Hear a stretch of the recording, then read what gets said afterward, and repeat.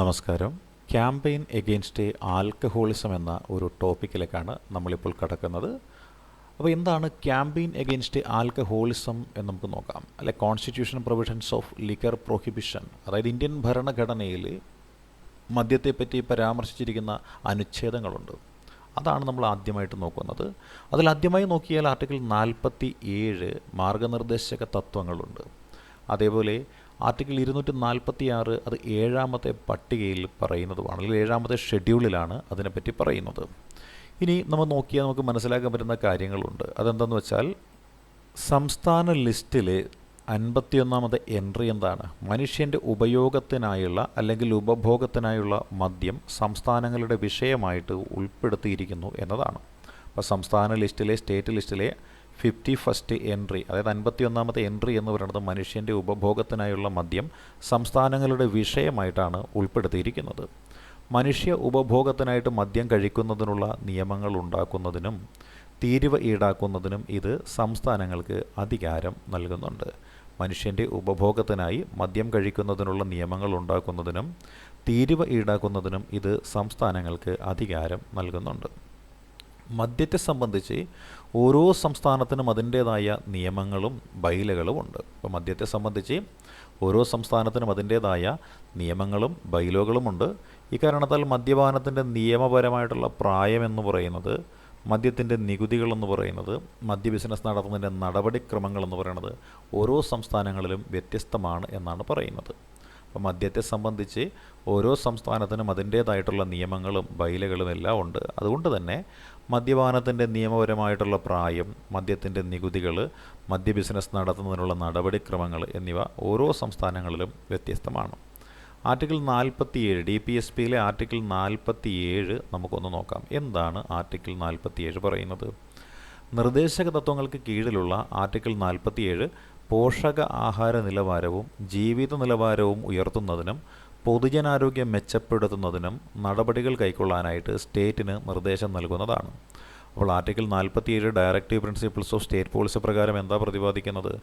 നിർദ്ദേശക തത്വങ്ങൾക്ക് കീഴിലുള്ള ആർട്ടിക്കിൾ 47 പോഷക ആഹാര നിലവാരവും ജീവിത നിലവാരവും ഉയർത്തുന്നതിനും പൊതുജനാരോഗ്യം മെച്ചപ്പെടുത്തുന്നതിനും നടപടികൾ കൈക്കൊള്ളാനായിട്ട് സ്റ്റേറ്റിന് നിർദ്ദേശം നൽകുന്നതാണ്.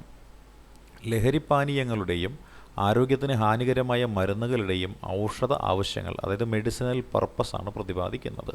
അപ്പോൾ ലഹരിപ്പാനീയങ്ങളുടെയും ആരോഗ്യത്തിന് ഹാനികരമായ മരുന്നുകളുടെയും ഔഷധ ആവശ്യങ്ങൾ, മെഡിസിനൽ പർപ്പസാണ് ഇവിടെ ഉദ്ദേശിക്കുന്നത്. അപ്പോൾ അത്തരത്തിലുള്ള ലഹരിപ്പാനീയങ്ങളുടെയും ആരോഗ്യത്തിന് ഹാനികരമായ മരുന്നുകളുടെയും ഔഷധ ആവശ്യങ്ങൾ ഒഴികെയുള്ള ഉപഭോഗം നിരോധിക്കാനായിട്ട് സംസ്ഥാനങ്ങൾ ശ്രമിക്കണമെന്നാണ് ഈ അനുച്ഛേദം നിർദ്ദേശിക്കുന്നത്. കൂടാതെ ഈ നിയമത്തിൻ്റെ അടിസ്ഥാനത്തിലാണ് മദ്യനിരോധന നിയമങ്ങൾ മൊത്തം സാധൂകരിക്കപ്പെട്ടിരിക്കുന്നത്. മദ്യ ഉപഭോഗത്തിൻ്റെ നിലവിലെ സാഹചര്യം ലോകാരോഗ്യ സംഘടനയുടെ കണക്ക് പ്രകാരം ഇന്ത്യയിലും മറ്റ് ദക്ഷിണേന്ത്യൻ രാജ്യങ്ങളിലുമായിട്ട് പുരുഷ ജനസംഖ്യയുടെ 4/1 മുതൽ 3/1 ജനസംഖ്യ മദ്യം ഉപയോഗിക്കുന്നവരാണെന്നാണ് പറയുന്നത്. ഇന്ത്യയിൽ മദ്യത്തിൻ്റെ ഉപഭോഗം കൂടി വരുന്നതായിട്ട് ലോകാരോഗ്യ സംഘടനയുടെ പഠനങ്ങൾ വ്യക്തമാക്കുന്നുണ്ട്. ഇന്ത്യയിൽ മദ്യത്തിൻ്റെ ഉപഭോഗം കൂടി വരുന്നതായിട്ട് ലോകാരോഗ്യ സംഘടനയുടെ പഠനങ്ങൾ വ്യക്തമാക്കുന്നുണ്ട്. 2005 അപേക്ഷിച്ച് അതിൻ്റെ ഇരട്ടിയാണ് 2016 മദ്യ ഉപഭോഗമെന്നാണ് ലോകാരോഗ്യ സംഘടനയുടെ കണക്കുകൾ വ്യക്തമാക്കുന്നത്.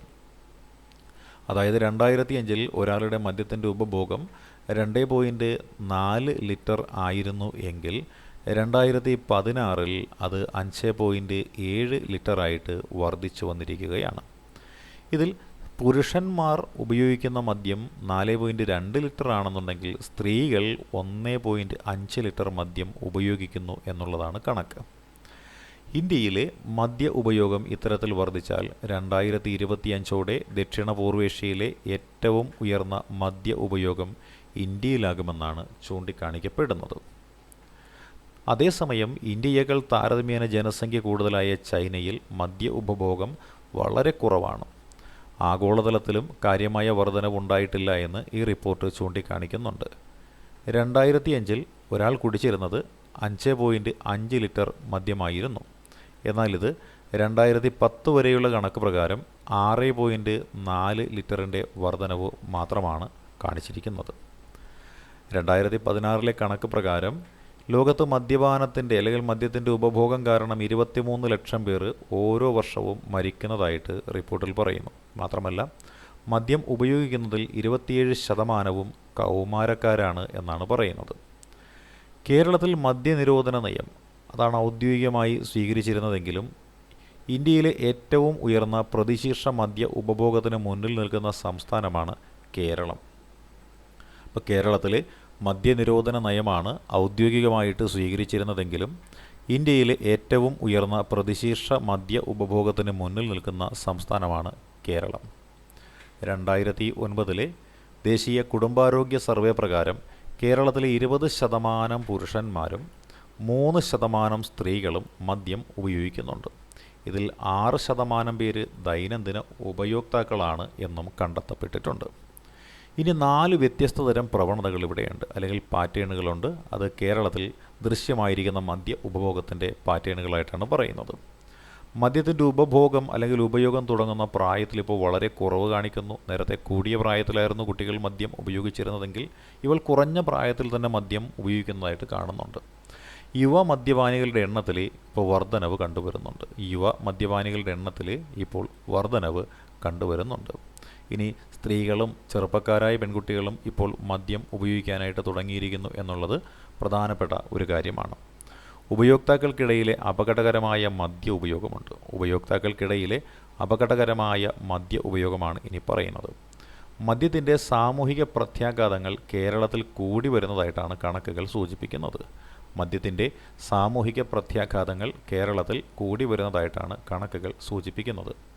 Alcohol and drug information centre അതിൻ്റെ കണക്ക് പ്രകാരം കേരളത്തിൽ 25% ഹോസ്പിറ്റലൈസേഷനുകളും 69% കുറ്റകൃത്യങ്ങളും 40% റോഡ് ട്രാഫിക് അപകടങ്ങളും 80% വിവാഹ മോചനങ്ങളും ഗാർഹിക അക്രമങ്ങളും മദ്യപാനവുമായിട്ടാണ് ബന്ധപ്പെട്ടിരിക്കുന്നത്.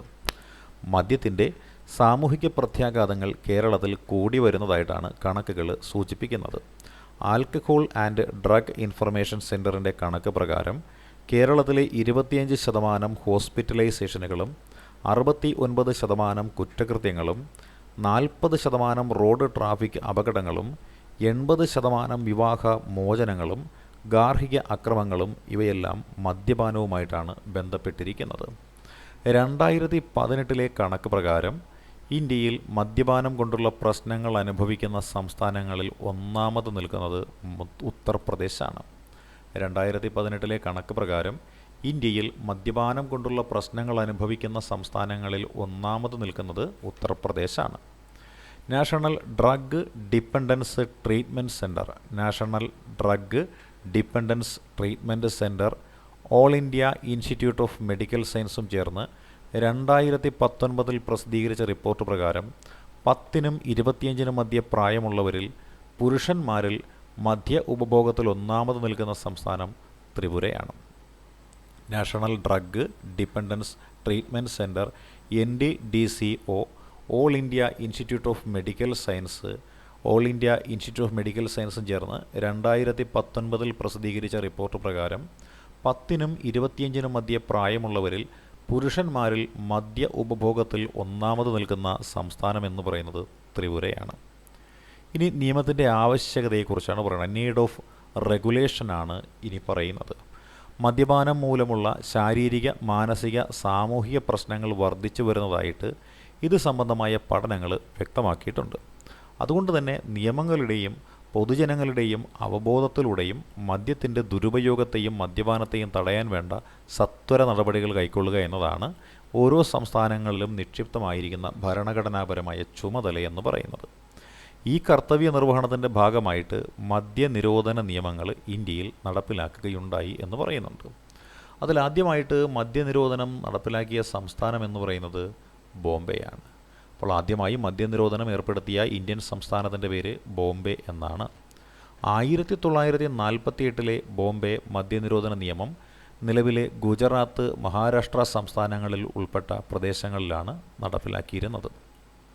1948 ബോംബെ മദ്യനിരോധന നിയമം നിലവിലെ ഗുജറാത്ത്, മഹാരാഷ്ട്ര സംസ്ഥാനങ്ങൾ ഉൾപ്പെട്ട പ്രദേശങ്ങളിലാണ് നടപ്പിലാക്കി വന്നിരുന്നത്. രൂപീകരിച്ച നാൾ മുതൽ മദ്യനിർമ്മാണം, സംഭരണം, വിൽപ്പന, ഉപഭോഗം എന്നിവ നിരോധിച്ച സംസ്ഥാനമാണ് ഗുജറാത്ത്. ഗുജറാത്ത് സംസ്ഥാനം രൂപീകരിച്ച നാൾ മുതൽ, അതായത് 1960 മുതൽ മദ്യത്തിൻ്റെ നിർമ്മാണം, സംഭരണം, വിൽപ്പന, ഉപഭോഗം എന്നിവ നിരോധിച്ച സംസ്ഥാനമാണ് ഗുജറാത്ത്. മദ്യനിരോധനം ഏർപ്പെടുത്തുന്ന ഏക കേന്ദ്രഭരണ പ്രദേശമാണ് ലക്ഷദ്വീപ് എന്ന് പറയുന്നത്. മദ്യനിരോധനം ഏർപ്പെടുത്തുന്ന ഏക കേന്ദ്രഭരണ പ്രദേശമാണ് ലക്ഷദ്വീപ്. ജനവാസമില്ലാത്ത ബെഗാറം ദ്വീപിൽ മാത്രമേ മദ്യത്തിൻ്റെ ഉപഭോഗം അനുവദിക്കുന്നുള്ളൂ. മദ്യവും മദ്യപാനവും നിയന്ത്രിക്കുന്ന നിയമങ്ങളെക്കുറിച്ച് നമുക്കൊന്ന് നോക്കാം. മദ്യപാനവും നിയന്ത്രിക്കുന്ന നിയമങ്ങൾ. ലൈസൻസിങ് ആൻഡ് കാറ്ററിംഗ് ആക്ട് ഉണ്ട്. ഈ ആക്ടിൽ എവിടെയൊക്കെയാണ് മദ്യം വിൽക്കേണ്ടത് എന്നതിനെക്കുറിച്ചാണ് വ്യവസ്ഥ ചെയ്തിരിക്കുന്നത്. Licensing and catering act. ഈ ആക്ടിൽ എവിടെയൊക്കെയാണ് മദ്യം വിൽക്കേണ്ടത് എന്നതിനെക്കുറിച്ചാണ് വ്യവസ്ഥ ചെയ്തിരിക്കുന്നത്. Criminal code. എന്താണ് ക്രിമിനൽ കോഡ്? പൊതുസ്ഥലത്ത് മദ്യപിക്കുന്നതും മദ്യലഹരിയിൽ പൊതുക്രമം ലംഘിക്കുന്നതും ക്രിമിനൽ കുറ്റമാണെന്നാണ് ക്രിമിനൽ കോഡിൽ പ്രതിപാദിക്കുന്നത്. പൊതുസ്ഥലത്ത് മദ്യപിക്കുന്നതും മദ്യലഹരിയിൽ പൊതുക്രമം ലംഘിക്കുന്നതും ക്രിമിനൽ കുറ്റമാണെന്ന് ക്രിമിനൽ കോഡ് പ്രതിപാദിക്കുന്നുണ്ട്. റോഡ് ട്രാഫിക് നിയമം. ഈ നിയമം ഡ്രൈവർമാർക്ക് രക്തത്തിലെ മദ്യത്തിന് പരിധി നിശ്ചയിക്കുന്നുണ്ട്. അടുത്തത് റോഡ് ട്രാഫിക് നിയമമാണ്. ഈ നിയമം ഡ്രൈവർമാർക്ക് രക്തത്തിലെ മദ്യത്തിന് ഒരു പരിധി നിശ്ചയിച്ച് കൽപ്പിച്ചിട്ടുണ്ട്. ഇനി മീഡിയ ആക്ടിനെ കുറിച്ച് നമുക്ക് പറയാം. എന്താണ് മീഡിയ ആക്ട്? രാവിലെ 6 മണിക്കും രാത്രി 9 മണിക്കും ഇടയ്ക്കുള്ള സമയത്ത് ടെലിവിഷനിലും റേഡിയോയിലും മദ്യപരസ്യങ്ങൾ പ്രക്ഷേപണം ചെയ്യാനായിട്ട് മീഡിയ ആക്ട് അനുവദിക്കുന്നില്ല എന്നാണ് പറയുന്നത്. അപ്പോൾ രാവിലെ 6 മണിക്കും രാത്രി 9 മണിക്കും ഇടയ്ക്കുള്ള സമയത്ത് ടെലിവിഷനിലും റേഡിയോയിലും മദ്യപരസ്യങ്ങൾ പ്രക്ഷേപണം ചെയ്യാനായിട്ട് മീഡിയ ആക്ട് അനുവദിക്കുന്നില്ല. മദ്യത്തിൻ്റെ ഉപയോഗത്തെക്കുറിച്ചുള്ള ബോധവൽക്കരണ പ്രവർത്തനങ്ങൾ എന്താണ് എന്ന് നമുക്ക് നോക്കാം. മദ്യത്തിൻ്റെ ഉപയോഗത്തെക്കുറിച്ചുള്ള ബോധവൽക്കരണ പ്രവർത്തനങ്ങൾ എന്ന് പറഞ്ഞാൽ മദ്യപാനത്തെക്കുറിച്ച് ചെറുപ്പക്കാരെ ബോധവൽക്കരിക്കാനും പ്രായപൂർത്തിയാകാതെയുള്ള മദ്യപാനം തടയാനും സർക്കാർ ക്യാമ്പയിനുകൾ നൽകുന്നുവെന്നാണ് പറയുന്നത്. മദ്യപാനത്തെക്കുറിച്ച് ചെറുപ്പക്കാരെ ബോധവൽക്കരിക്കാനും പ്രായപൂർത്തിയാകാതെയുള്ള മദ്യപാനം തടയാനും സർക്കാർ ക്യാമ്പയിനുകൾ നടത്തുന്നുണ്ട്. ഇനി ബോധവൽക്കരണ പ്രവർത്തനങ്ങളുടെ ലക്ഷ്യങ്ങൾ എന്തെല്ലാമെന്ന് നമുക്ക് നോക്കാം. അല്ലെ, ബോധവൽക്കരണ പ്രവർത്തനങ്ങളുടെ ലക്ഷ്യങ്ങൾ എന്തെല്ലാമാണ്? 18 വയസ്സ് തികയുന്നതിന് മുൻപ് ചെറുപ്പക്കാരെ മദ്യപിക്കുന്നതിൽ നിന്ന് തടയുക എന്നുള്ളതാണ് ഒന്നാമത്തെ കാര്യം. അപ്പോൾ 18 വയസ്സ് തികയുന്നതിന് മുൻപ് ചെറുപ്പക്കാരെ മദ്യപിക്കുന്നതിൽ നിന്ന് തടയേണ്ടതായിട്ട് വരും.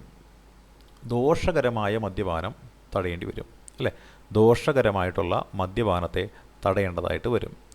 ആളുകൾ മാനസികമായും ശാരീരികമായും മദ്യത്തെ ആശ്രയിക്കുന്നതിൽ നിന്ന് തടയേണ്ടതായിട്ട് വരും. അപ്പോൾ ആളുകൾ മാനസികമായും ശാരീരികമായിട്ടും മദ്യത്തെ ആശ്രയിക്കുന്നതിൽ നിന്ന് തടയേണ്ടുന്ന സാഹചര്യം ഉണ്ടാവാറുണ്ട്. ഇനിയോ, സാമൂഹിക വിരുദ്ധ പെരുമാറ്റങ്ങൾ ഉണ്ടാകുമ്പോൾ, ഗാർഹിക പീഡനങ്ങൾ ഉണ്ടാകുമ്പോൾ, ട്രാഫിക് അപകടങ്ങൾ തുടങ്ങിയ മദ്യപാനം മൂലമുണ്ടാകുന്ന ദോഷങ്ങൾ കുറയ്ക്കേണ്ടതായിട്ട് വരും. കേരളത്തിലെ മദ്യ ഉപഭോഗത്തെക്കുറിച്ചുള്ള ബോധവൽക്കരണ പ്രവർത്തനങ്ങൾ ഒന്നാണ് സുബോധം എന്ന് പറയുന്നത്. ഇപ്പോൾ കേരളത്തിലെ മദ്യ ഉപഭോഗത്തെക്കുറിച്ചുള്ള ബോധവൽക്കരണ പ്രവർത്തനങ്ങളിൽ പ്രഥമഗണനീയമായ ഒന്നാണ് സുബോധം എന്ന് പറയുന്നത്.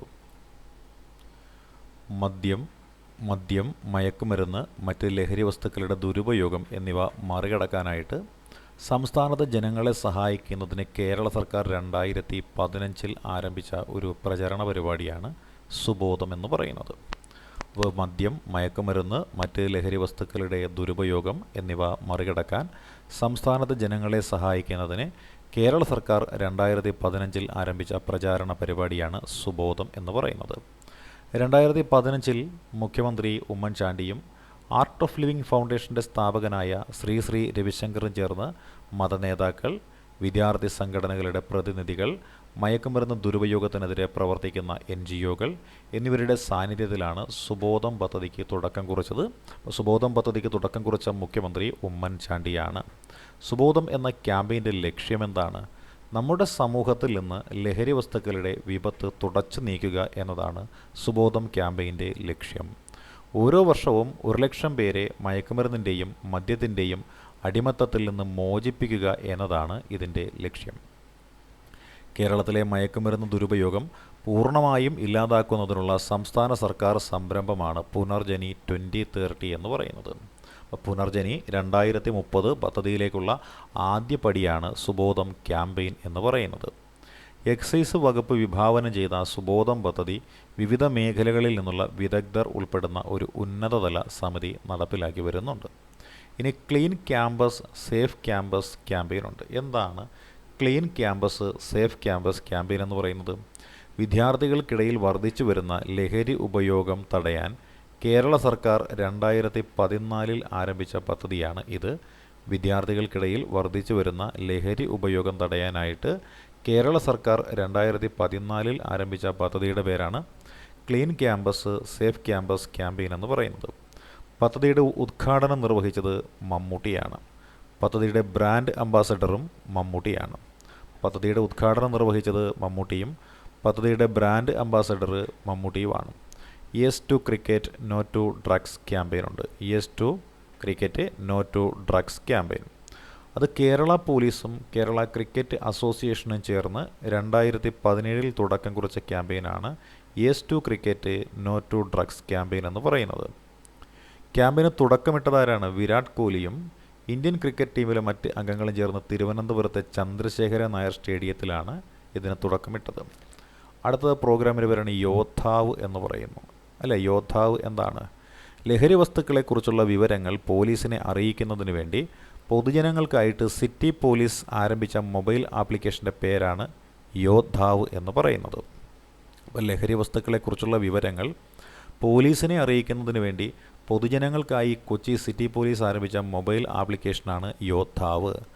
നാളത്തെ കേരളം ലഹരിമുക്ത കേരളം എന്നതാണ് ഇതിൻ്റെ ക്യാമ്പയിൻ എന്ന് പറയുന്നത്. നാളത്തെ കേരളം ലഹരി മുക്ത കേരളം എന്നതാണ് ഇവിടുത്തെ ക്യാമ്പയിൻ എന്ന് പറയുന്നത്.